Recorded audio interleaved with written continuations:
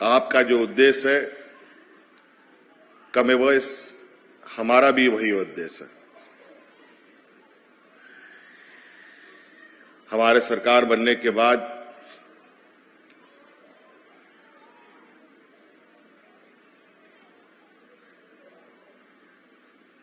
और वैश्विक महामारी कोरोना के संघर्ष के बाद हम लोगों ने जो कार्यक्रम प्रारंभ किया वो विशुद्ध रूप से हमारी ग्रामीण अर्थव्यवस्था कैसे मजबूत हो, इस पर सरकार का विशेष ध्यान रहा और ग्रामीण अर्थव्यवस्था को मजबूत करने के लिए आपको मैं बताना चाहूंगा कि सरकार की पूरी मिशनरीज, जितना भी व्यवस्था हमारा है, उन सभी को हम लोगों ने गांव-गांव, पंचायत-पंचायत में भेजने का काम किया। सरकार की योजनाएं सीधे गांव के लोगों तक, दरवाजे तक पहुंचाने का हम लोगों ने प्रयास किया। हम लोगों ने 2 चरण में कार्यक्रम प्रारंभ किया। पहले चरण में सरकार आपके द्वार के माध्यम से इस राज्य के लगभग सभी पंचायतों में पदाधिकारियों को भेजकर ग्रामीणों को उनकी समस्या और उनके हक अधिकार के विषय में बताया।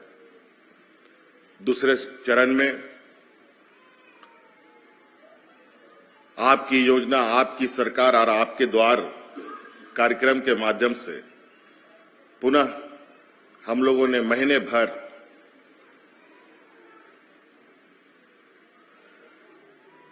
पंचायतों में सभी पदाधिकारियों को भेजने का काम किया। प्रखंड स्तर के पदाधिकारी, जिला स्तर के पदाधिकारी, यहां तक हमारे राज्य के जो सचिव स्तर के पदाधिकारी हैं, उनको भी पंचायतों तक हम लोगों ने भेजने का काम किया। और हमने भी कई जगहों पर इन कार्यक्रमों में हिस्सा लेने का काम किया और अपनी आंखों से उन योजनाओं, उन कार्यक्रमों के विषय में जानने का प्रयास किया। आपको मालूम होना चाहिए कि हमने भी उन्हीं कार्यक्रमों को चिन्हित किया जिस कार्यक्रम को लेकर आप सब अभी आगे बढ़ रहे हैं। झारखंड प्रदेश एक ऐसा प्रदेश है जहां आदिवासी, दलित, पिछड़ा, अल्पसंख्यक की बहुलता है। इनकी सामाजिक ताना बाना, इनकी सामाजिक परिवेश कैसा है, किस तरीके से इनका जीवन यापन होता है, किस तरीके से इनकी परंपरागत व्यवस्थाएं हैं, इनको हम लोगों ने बहुत करीब से देखा है और समझा है। आज खनिज संपदा राज्य में इतना पिछड़ापन शायद ही किसी राज्य में होगा, किसी देश में होगा, क्योंकि खनिज संपदाओं से यहां के आदिवासी, यहां के मूलवासी, दलित, पिछड़े, अल्पसंख्यकों को कोई लेना देना नहीं। और यही वजह है इन खनिज संपदाओं का लाभ बड़े बड़े उद्योगपतियों को, देश को तो प्राप्त हुआ, लेकिन उसका लाभ कहीं ना कहीं आज यहां के लोगों को नहीं मिल पाया। हमने अपनी परंपराओं पर आधारित योजनाएं प्रारंभ की। मैं आपको बताना चाहूंगा कि आज इस राज्य में लगभग 40% से अधिक बच्चे कुपोषित पैदा होते हैं।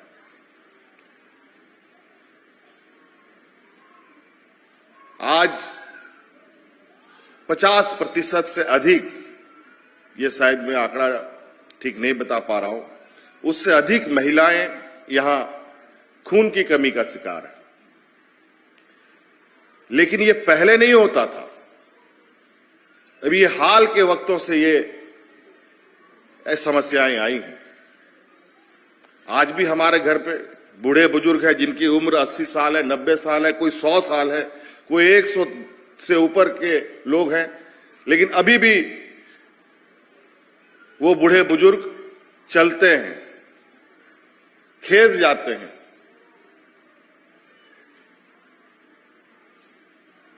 अगर उनको कोई बीमारी होती तो शायद इतनी उम्र तक वो नहीं जिंदा होते। लेकिन आज के समय के लोग 100 साल तो दूर की बात है, 50-60 साल की उम्र में ही अपना जीवन त्यागना पड़ जाता है। और वो इसलिए, और मेरा ये मानना है, और जिसको मैं लगातार ग्रामीण क्षेत्र में फोकस करने का कोशिश कर रहा हूं, कि जो हमारे बुजुर्गों ने हमें सिखाया था और जो बुजुर्गों के पास जो कहा जाए कि उनकी जो धन संपत्तियां थी, यहां के आदिवासी, यहां के दलित पिछड़ों के पास कोई बैंकों में बैंक बैलेंस नहीं हुआ करता है।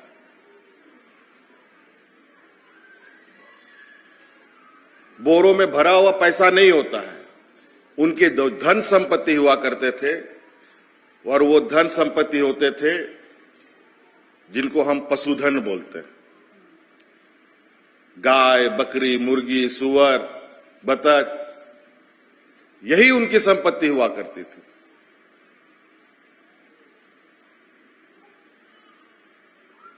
और उन बुजुर्गों ने उन संपत्तियों को इतना बेहतर तरीके से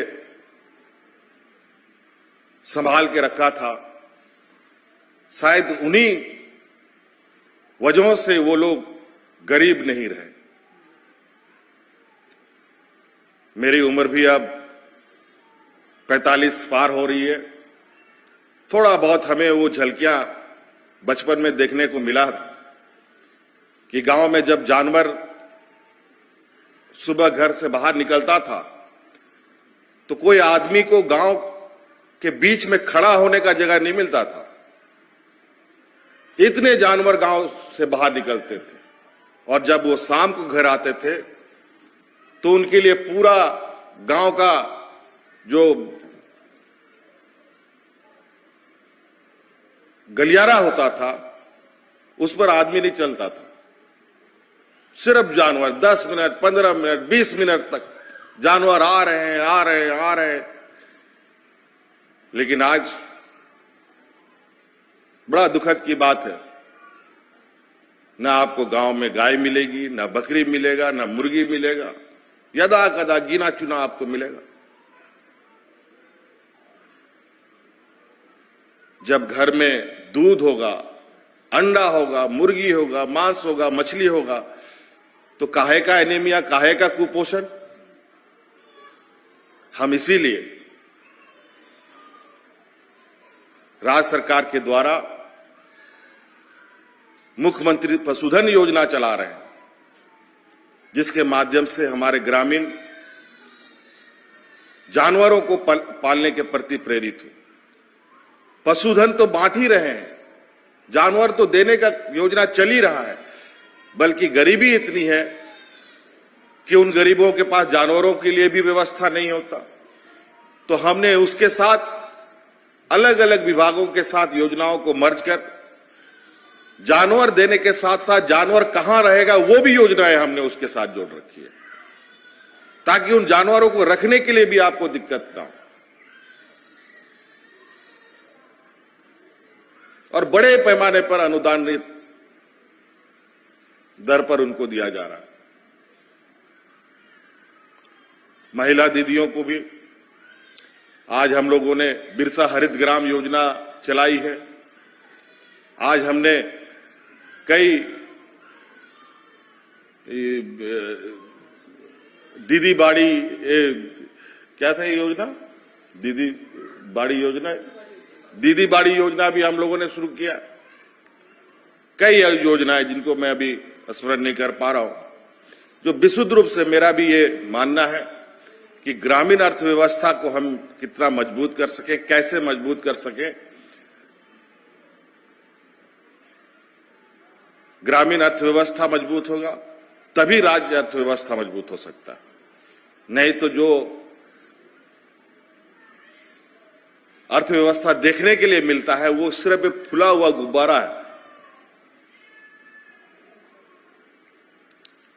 आज इसीलिए हम आप सभी यहां जितनी दीदियां हैं,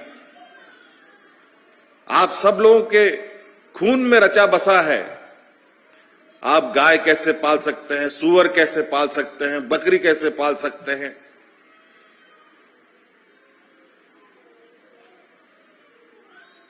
अभी हम अंडा को लेकर के योजनाएं प्रारंभ करने जा रहे हैं और उस योजना के माध्यम से इतनी अंडे की आवश्यकता होगा कि हमको दूसरे राज्यों से मंगाना पड़ेगा। हम आप सब लोगों से आग्रह करेंगे कि आप लोग मुर्गी पालन का योजना प्रारंभ कीजिए। सरकार जब वो अंडा का योजना प्रारंभ करेगी तो हम बाहर से क्यों खरीदें, आप ही लोगों से क्यों नहीं खरीदेंगे। इसलिए आप सरकार, और मैं नज संस्था से भी यह कहूंगा कि सरकार काफी सारी योजनाएं चला रखी हैं, जो आप जिस मंशा के साथ आगे बढ़ रहे हैं वही मंशा सरकार के भी है। आप JSLPS महिलाओं के साथ मिलकर और भी महिला समूह के साथ मिलकर थोड़ी इन योजनाओं के प्रति इनको भी आकर्षित करने में हमारी सहयोग करें, तो मैं निश्चित रूप से कह सकता हूं कि बहुत जल्द हम लोग इस विषय पर, और मैंने पहले भी कहा है, आज जिस तरीके से हम कई मंचों में मैंने कहा ये बात कि आज जिस तरीके से राज्य की स्थिति है, राशन कार्ड पर हमारे ग्रामीणों की जीविका चल रही है। अगर हम सरकार राशन मुफ्त में ना दे तो भूखा मरने की स्थिति है। यह सुनकर बहुत तकलीफ होती है। इसीलिए हमने बहुत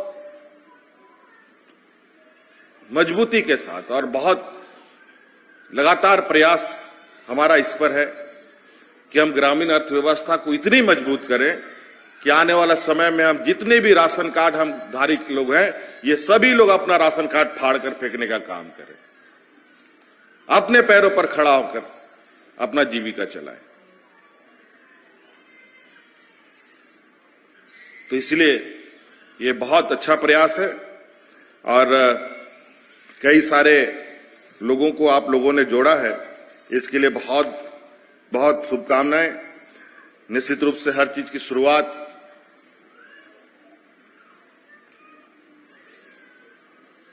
और चुनौती जो सामने रहती है, गरीब गुरुआ कमजोर तो बेचारा उस रास्ते की चुनौती को देखकर पहले डर जाता है। मुझे लगता है कि इन संस्थाओं के द्वारा उन चुनौतियों का समाधान करते हुए हम अपने गरीबों के बीच में, यहाँ के आदिवासी, यहाँ के दलित, यहाँ के पिछड़ों के, यहाँ अल्पसंख्यकों के बीच में ऐसे सरल राह उनके लिए बनाए जिससे वो अपना सके और मजबूती से चल सके। इसलिए इन्हीं बातों के साथ मैं अपनी बातों को समाप्त करना चाहूंगा। चलते चलते यहां उपस्थित सभी दीदियों को मेरे ओर से बहुत बहुत धन्यवाद। सबको जोहार।